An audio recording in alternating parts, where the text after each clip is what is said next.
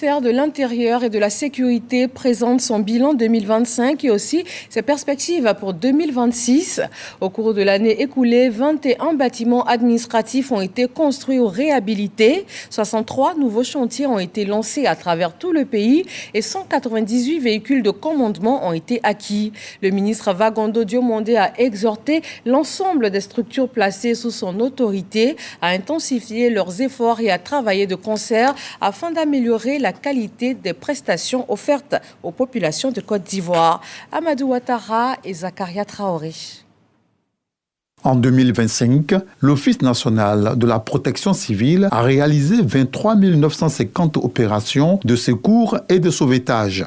Pour l'élection présidentielle dernière, 18 000 policiers ont été mobilisés dans le cadre de l'opération baptisée Espérance. Au cours de l'année 2025, les services de police ont assuré avec professionnalisme, dévouement, la protection des personnes, des biens et des institutions de la République.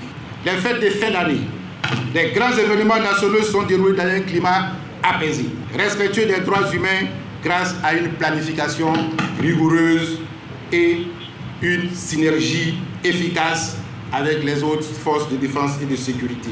198 véhicules de commandement ont été acquis au profit des autorités préfectorales. En termes de perspective, la Direction générale du patrimoine envisionne de construire 300 bâtiments et de réhabiliter 103 autres au profit des autorités préfectorales. Elle envisage en outre de poursuivre la dotation en équipement et en mobilier de bureaux et de résidences à travers l'exécution d'un marché de 40 milliards de francs CFA déjà acquis, ainsi que la conclusion d'un marché complémentaire de 20 milliards de francs CFA. La Direction générale du patrimoine projette de remplacer 306 véhicules de commandement en vue de renforcer la mobilité des services administratifs déconcentrés.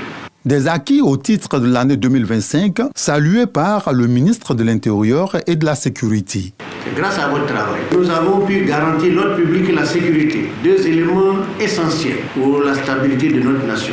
Je tiens à souligner que nos réussites de 2025 n'auraient pas été possibles sans le soutien constant de son Excellence, Monsieur le Président de la République. Nous lui exprimons notre sincère reconnaissance pour son engagement en faveur de notre ministère. L'année 2026 s'annonce comme une année pleine de défis. Parmi nos priorités figurent la réhabilitation et l'équipement des services de l'administration du territoire, ainsi que la police nationale. Nous devons renforcer la sécurité intérieure pour faire face à toute menace potentielle et continuer surtout la consolidation des avancées dans le domaine de la décentralisation. Amadou Koné, président de l'Union des villes et communes de Côte d'Ivoire, UVIC, a apporté son soutien à cette rencontre consacrée au bilan 2025 et perspectives 2026 du ministère de l'Intérieur et de la Sécurité.